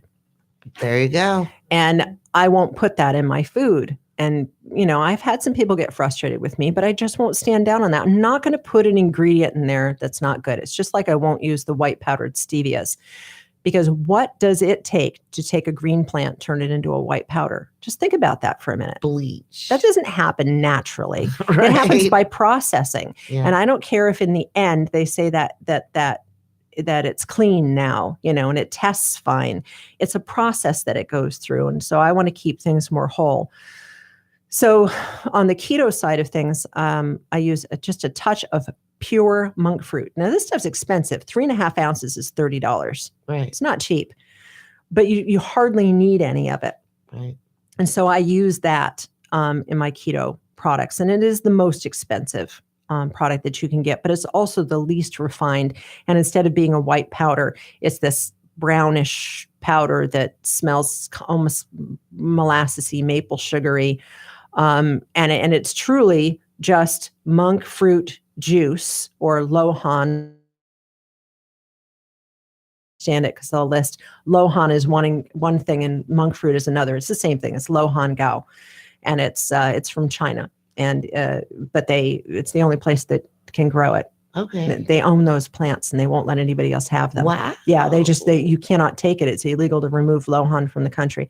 So, but it's just that juice that's evaporated. Okay. So that's why it's the color it is, and et cetera. But it's really potent. So it's only little tiny bits. So it's things like that, and things like, if you're doing really good keto, then, you shouldn't be using cheap cream from the grocery store full of hormones and stuff. You're supposed to be using grass-fed, preferably grass-fed organic. So, the only time that it won't be, that same brand is if our supplier runs out, which happens once in a while, and then we don't have a choice, but, and then we have to go with pasture raised. But I'm very particular about my ingredients, like you said. So so when I'm making those things, I'm making from high quality. So this last week I was doing a keto creme brulee. Wow. And which is very rich and decadent. Did you take a picture of that one? Because I must have missed it. I did actually, and I think my husband misunderstood it because he actually posted it as quiche. But you could tell it was the thing that was in the round ramekin that was golden brown all over the top. But you couldn't see tomatoes or goat cheese in it. That was actually a keto creme brulee. So I had the keto creme brulee. The cheesecake too. Oh yes, I had the keto cheesecake too. That had a pecan crust on it. Oh man. So which I made with pecans and grass-fed butter, and yes. Now we're going to try to figure out a way because the MarketSpace for Good has our Saturday market. Yeah. And we'll just give some people some inside baseball. We're trying to figure out a way to get some of your products on Saturday at the MarketSpace for Good. Yeah, I have to figure out how to make enough of it so I can send some over to the MarketSpace. Yeah, that extra chef you were talking about. Yeah. Yeah, something like that. So yes, because you've got a huge following. And let me explain to you why you have such a huge following. Okay. Your food is phenomenal. Thank you. But it's your heart and how much you've given back over your lifetime. Because I just know the years that I've known you that if you know Shelly for, I don't know, about 3 minutes, you'll understand that she will give you the shirt off her back. My family, I'm going to tell a little story on you. My family, anybody that's had a refrigerator go down, you know the nightmare of that. Now, we had a little refrigerator out because we have family of big eaters. We had a little refrigerator out in our garage and one inside. And they were both full, and they both went out at the same time. Well, I put a call out basically saying I'm about to lose $200 worth of groceries, which is devastating for a family. Yeah. And Shelly stepped right up. This was when you were doing restorations. Mm-hmm. And she had 2 refrigerators and she just gave them to me. Just Karena, come get them. And, just small things like that you do quietly to help other people. You've built a following of people who understand you and Larry's heart and how much you give back to the community. Well, community is really important to us, know, and I think it was surprising to some people when I first moved to Clearwater 11 years ago that immediately the first thing I did, because this is the way I've always been, was to contact the city and find out, what I could do to help, because I noticed downtown was just dead, Right. and I worked with the city for quite a while, to try and help out downtown and stuff. And now, we've opened up in Dunedin, and and I'm doing the same thing there, making my connections to find out what I can do to help the community. And Dunedin is a wonderfully warm and welcoming community, and we love being there. And I've never experienced the kind of warmth and welcoming that we've had from Danny with the fire marshals, who when I opened up a business in Clearwater, when you went for your business license, you did that first, but in Dunedin, you do it last. And so I didn't know, and I did it first. And he showed up over and he's like, wow, you guys aren't even close to being inspected yet. You're not ready for this. But he was wonderful about it. And he said, yeah, look, let me walk through and tell you what I'll be looking for so you can make sure that you're ready for me. Mm-hmm. And but he was so excited that we were going to be there. And everybody that we met in the city was so excited that we were opening up this bakery in Dunedin. Cool. And the community would stop by, and people would stop by on the trail if they saw us going in or out when we were doing work. And there's so much warmth. And, so I'm looking forward to connecting more and more with the city and seeing what I can do to help them. I love to help. You know that. Yeah. Well, and kind of like when I moved to MarketSpace for Good in downtown Clearwater, my first visit was to Anne. Yeah. And Anne Fogarty France. Yeah. Love that woman. She's amazing. And she loves my girls. So that immediately makes you a good person in my book. No, but she works hard. And there are some issues in downtown Clearwater. Cohesive issues we need some cohesivity. Mhm. I know that's not a word, but there's a whole long road, and it seems to be that the block I'm on needs some help. Yeah. More than others. So, and phenomenal business owners. I want to give a shout out to Leaf with Signworks. Oh yeah. Oh man, I love that guy. Yeah, Leif is a good guy. And and he's wonderful. He helps out a lot of small local businesses. He does. He really does. He does anything that he can to help them and get them affordable signage and help work things out. But I think what's going to help on the 600 block with you is that the Agamis bought the Brown Brothers building, which is an historic building, from Terry Safatinos. And I love Terry. Terry was my landlord because that's where we had the art center. It was in the Brown Brothers building. But the Agamis are very good about rehabbing places and getting, and helping downtown. The 400 block, which is the full and thriving block in downtown, probably close to half of that is owned by them, and they renovated their spaces and, have them leased out and I'd love to meet with them. Have good businesses. But they're great. So, it's nice because that Brown Brothers building needs help. It needs renovation. We had a ceiling collapse in a drop ceiling collapse in the art center and everything. That. So, Yep. it's an older building that needs some though. help, but they will. They'll help it Restore and it. fix it up and restore it, which will be nice because it's a beautiful historic building. So I have no doubt that they will do that. And the more that we have landlords there who have Terry, I think, was just stretched so thin. He owns so many different properties, and I think it's difficult for him because he has a lot of properties to take care of, and he's getting older. So I think it's good that the more we have landlords who will fix those spaces up and really work with tenants to get them leased out and et cetera, I think we'll see more business in downtown Clearwater, which will be good. Tampa's doing great. St. Pete's doing great. Surrounding areas are doing great. There's honestly no reason why downtown Clearwater can't do great. And when I was the minority owner at Green Organics, which was down on the 400 block, that was a very profitable business. It was just that my business partner was developing dementia, and and he was an absentee owner, and the family didn't want the business anymore, and it was shut down. But it was very successful. So we had a very successful and good restaurant in downtown that did really well. But yeah. So this part of the show is to offer motivation to other small business owners too. And what I would like for you to give your insights on, especially since you've done coaching of especially restaurants or even anybody that'll come to you like me, what would be, you've already said it, I think, connecting with the city that you're going to be operating in. Someone told me, like, in passing, because I'm the same way. I'm like, yay. Well, I'm a resident of Clearwater, so I get my 3 minutes to speak at every city council meeting. Right.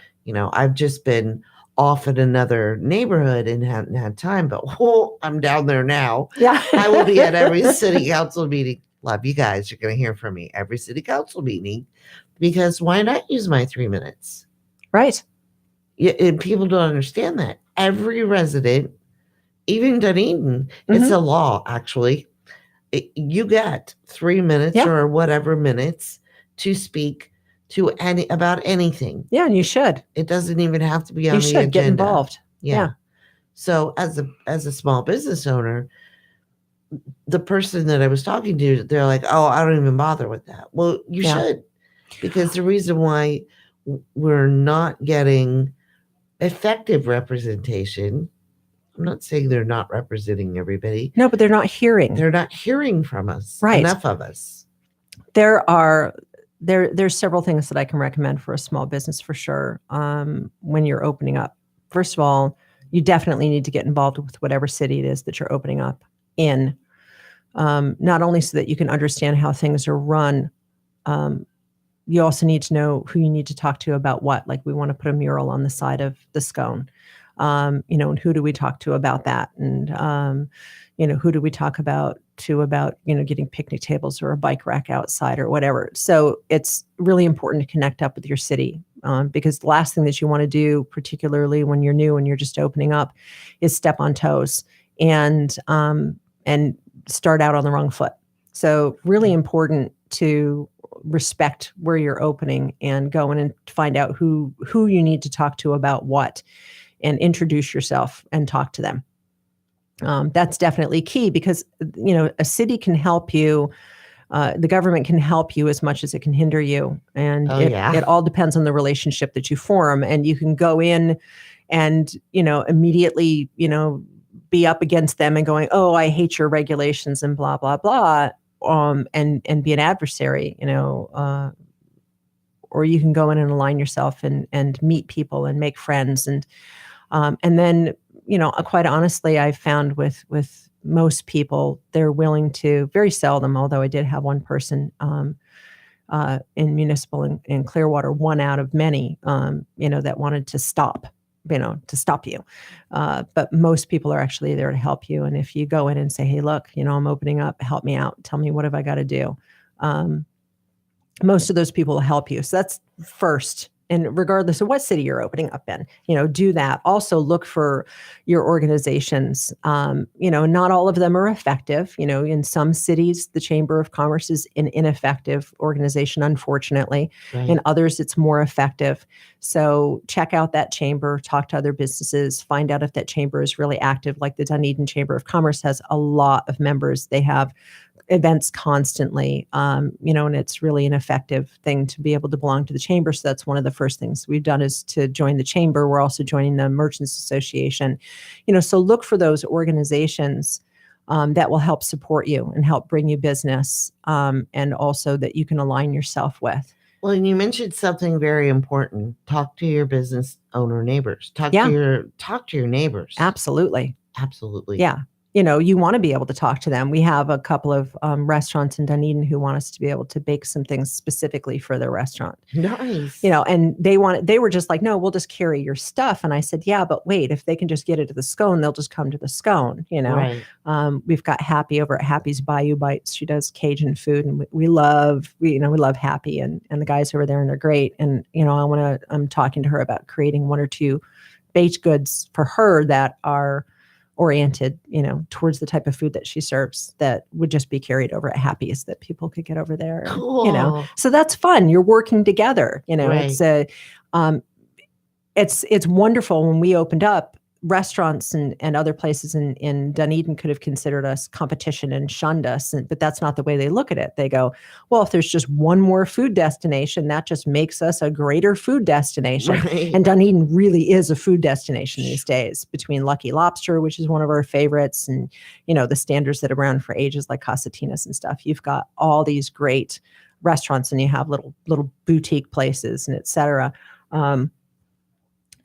But by working together, you just bring more people in. It just makes it more popular. And that was one thing that, I was the president of the Merchants Association in downtown Clearwater for a little bit. And I actually helped start the most recent Merchants Association that still exists. And because it started and failed a number of times. And one of the frustrations for me was the businesses just not being willing to put the work in to have a business. Oh boy. And they would open up a business and then go, Clearwater's not supporting us. Clearwater's not promoting us. What? It's not the city's job to promote your business. Right. We had made a really great deal with Creative Loafing to have a 2 and 3 page spread in Creative Loafing to just promote the downtown businesses. I negotiated that deal with Creative Loafing. Creative Loafing was great to deal with. They were very supportive. And then I went to the businesses and said, hey, I'll even design your ad. As busy as I am, I'll do the graphic design. I'll design your ad. If you don't have time for that, I'll do that for you for free to help you out. Right. And I'll donate that. And then all you have to do is pay $40 for the ad. No, we'll spend the money on the ad. How much? $40. That's it? $40 for a little ad. Yeah. Yeah. They could have spent $80 and had a really big one. I think it was like a quarter page or something, because we had negotiated such good prices. We contracted. A really good price for Creative Loafing, by the way.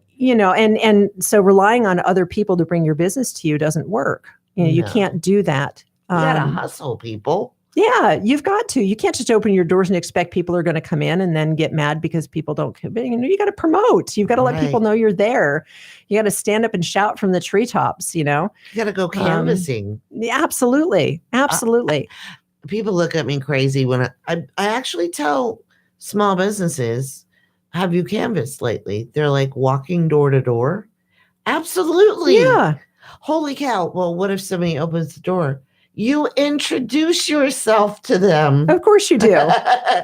Holy cow. And they're like, what? Well, people are they're so used to the keyboard.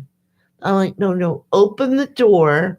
There's a whole outside out there. And go there. meet somebody. Like we have the Holiday Inn is across the road from us, across Skinner Boulevard.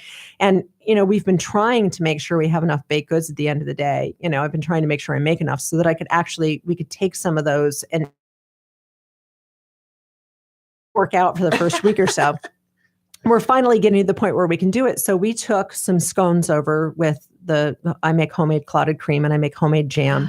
Oh man, guys, it's really good. And so we took our scones and clotted cream and jam over to the Holiday Inn and introduced ourselves. And then the manager there tried the scones, loved it. So she sent somebody over 2 days later to buy a dozen scones and some clotted cream and jam.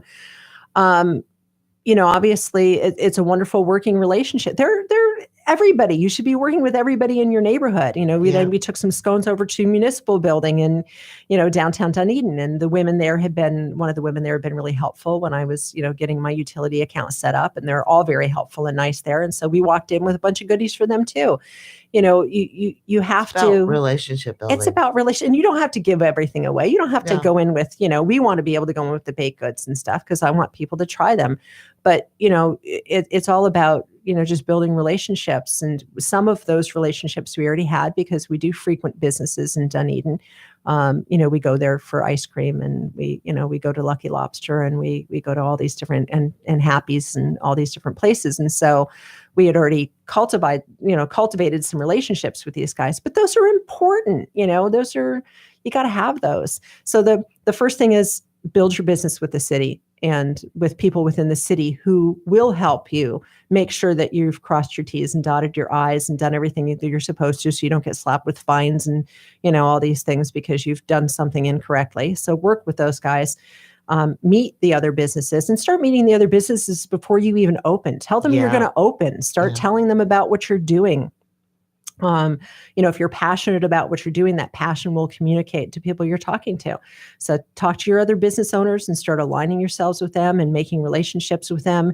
Find those organizations, your chamber, your business groups, whatever works, your business networking groups. And that's another thing too, is, start up or help start up some sort of small business networking group at your business, whether it's in your conference room or some sort of a space, or organize it to be in another place.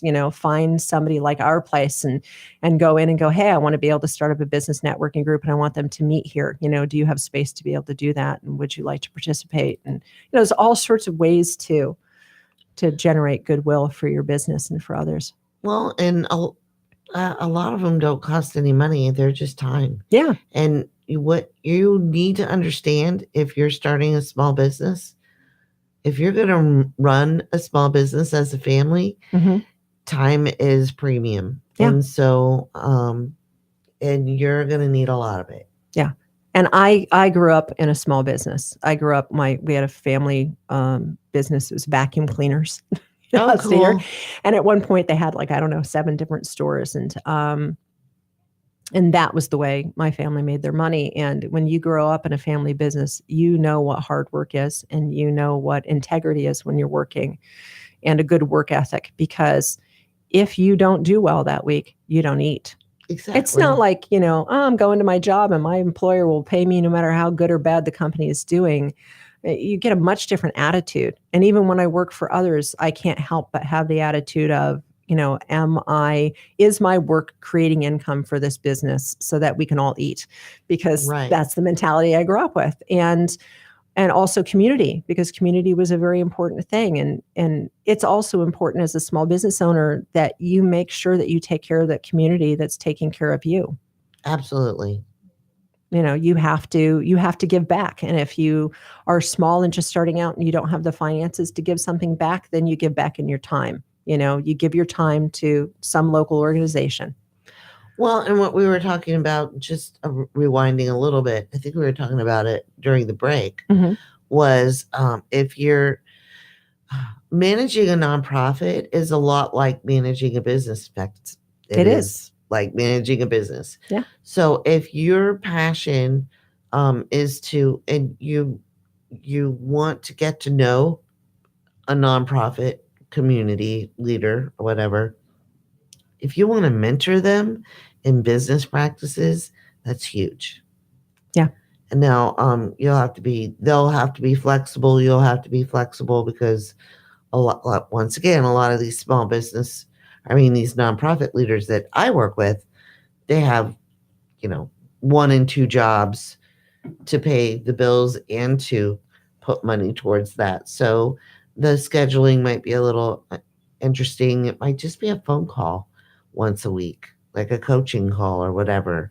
But mentoring a nonprofit leader is a way for you to give back that it's not an investment. So absolutely. If you're doing much like what most of us newbie small business owners are doing, it's just pouring everything back into your business, your time is valuable too, and it should be very appreciated. Yeah, definitely. And if it's not appreciated, walk away. Yeah, and if you've got a successful business and, you really know how to run a business and, you're doing well with it, or if you have somebody like we've talked about Lynn, and Lynn works for Pat Clouden, and she knows the ins and outs of things. And so, Lynn will pat my with different things. If you have a successful business and you really know how to run it well, or you have people that work for you too that also are very business savvy, take a little bit of your own time, or if you don't even have your own time, give a little bit of an employee's time to help somebody, to mentor somebody in one of the nonprofits, for sure. I love what Pat's done, what the role that he's given, part of the role that he's given Lynn. Yeah. Lynn About Town, by the way, she's on Tan Talk Radio at 5:00 on Tuesdays, I think. It's Lynn About Town on Facebook, by the way. Yeah. Shout out to Lynn. She's had me on her show a couple times. Yeah. So, do what you can, if it depends on the size of your business and everything else, but if you're business savvy and you really have a good way of successfully running your business, I never view, like if I'm helping out another restaurant, another bakery, anything like that, and I'm helping advise them, I never view them as competition. It has nothing to do with that. There is enough business out there for everybody. Oh yeah. So, I want to help people. I want to see people be successful. I want to see anybody in my life succeed. I never want to see anybody failing. And if I see somebody struggling, I can't help but jump in and say, hey, let me help you out. Whether it's an individual or a business or I can't help but help, And not everybody's like you. I have a funny story. The Passports for Good program? Yes. That I've spent years doing research on and everything. Yeah. Somebody came in the other day, and I was explaining to her that I want to do a special publication just for downtown Clearwater. And she basically said not to bother because she's going to steal my idea. And I'm like, game on. You just said the wrong thing, because years I've been working on that designing and redesigning and seeing what would work for years. And she's like, oh no, don't bother, I'm gonna steal that idea and do something. And then she starts looking at, but it's gonna be different than this. And I'm like, oh, so you're gonna make a coupon book. Anyway, we do have Passports for Good. Right. But your Passports for Good are helping nonprofits. Yes. Other organizations are selling their things for their own profit. It's a for-profit business. So personally, if I'm going to go invest in some merchants and things like that, I'm going to invest in the one that's giving my money to nonprofit organizations, not the one that's putting, some wheels under somebody, or Right. Well, and it's a keepsake leather personal organizer. She doesn't get the draw to that Right. too. It's reusable. Yeah. So it's not just a coupon book. It's sustainable. Yes, it's sustainable. So those are available at the MarketSpace for Good for a $20 donation to the Benevolution Foundation. Wow. And that's a good deal. You can save hundreds of dollars locally on what we've done is put coupons in of our small business supporters. Wow. So it's awesome and it's sustainable. Yes. So when I do another publication, you don't need the whole personal organizer. Right. You can just refill your little business card holders. Right. With the coupons. That's good. It was so funny. I kind of was shocked that she said that. Right. And I'm like, that was your outside That's pretty voice. bold. That was your outside voice. But, so when you're talking about your mentality, it's mine too. That's why I was showing her and telling her my plans. And she's like, don't bother. I'm going to steal your idea. I'm like, okay, good luck with that. Because I'm a competitor too. Sure. And if you tell me you're going to come up against me on something that I've invested, much like with your recipes, right? If you put your heart and soul into developing your recipes, right? And if somebody tries to knock you off, Mm-hmm. first of all, it's never going to taste as good because you put your heart and soul in them. And second of all, it's stealing. Yeah. And but that puts you're like me, that puts your competition gear in. You're like, come on, let's do it. Right. Yeah. I'm not afraid to compete. I learned after years. I went to work for a bakery in Venice, Florida for a little bit. And, I learned after years of that experience of having people take my recipes for their own profit. And it does. I mean, the reason why I can develop those recipes is because of my numbers of years, Right. and, you work for 29 years and as a chef and and around food and, practically my whole life though, and you'll get good at it. Right. So you'll develop those. Anyway, it was very smart because we went to work there. Before I went to work there, she wanted me to do some of my stuff at her bakery. So we each signed a document stating that we would not take one another's recipes. So when I left, my recipes came with me. Right. She could not use them any longer. It was smart of me because I found out as I started working for her that she didn't actually use her own recipes. Her coconut cream pie or coconut cream cake that everybody loves so much came from a place up in Sarasota. She would buy it. The Danishes that she sold came from Costco. And she sold these things. So basically the only thing being made there were her scones, which are different than mine. And then my recipes, and the brownies were a boxed, mix, and et cetera. Wow. So I'm glad that I did that because then, she didn't get to take any of my recipes, and I walked out with all of them, and et cetera. Wow. But you have to be careful. This is with those Cutthroat Bakery Wars. That was yeah.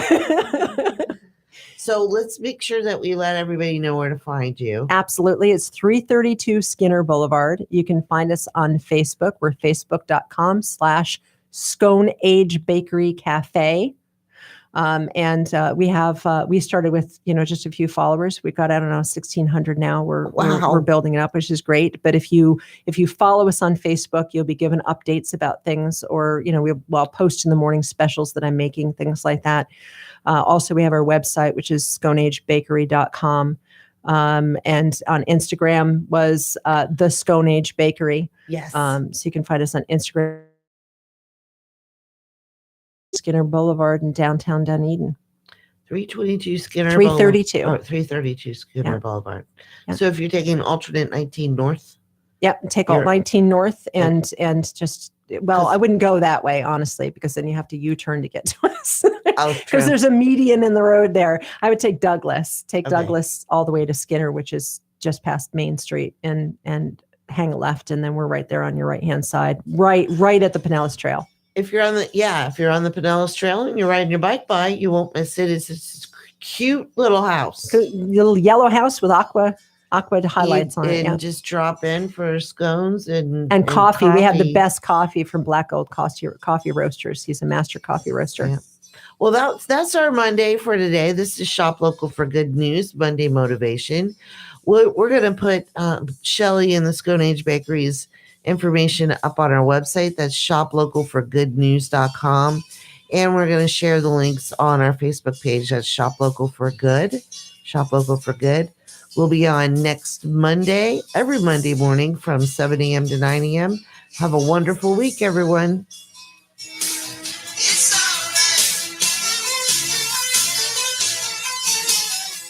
WTAN, Clearwater, FM 106.1, WDCF, Dade City, Tampa Bay, WZHR, Zephyr Hills, FM 104.3. Listen.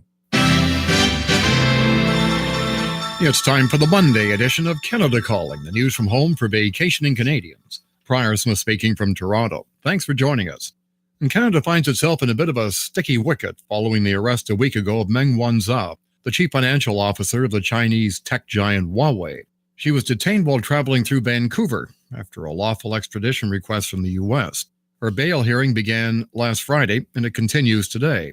In response